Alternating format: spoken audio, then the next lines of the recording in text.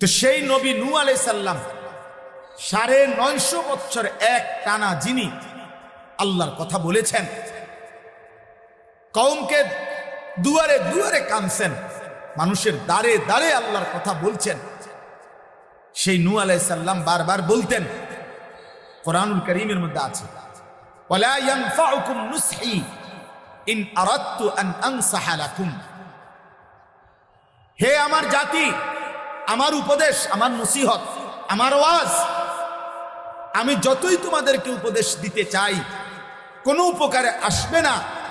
In কানাল্লাহু ইউরিদু আন ইউগবিয়াকুম, যদি আল্লাহ ফয়সালা করে তোমাদেরকে গোমরাহ করে দিবে, জাহান্নামী বানায় দিবে, আল্লাহ যদি সিদ্ধান্ত নেয় তোমাদেরকে পথভ্রষ্ট করবে, তো আমি নূহ 950 বছর নারে উম্মত 9.5 লক্ষ বছর বললেও কিছু হবে না।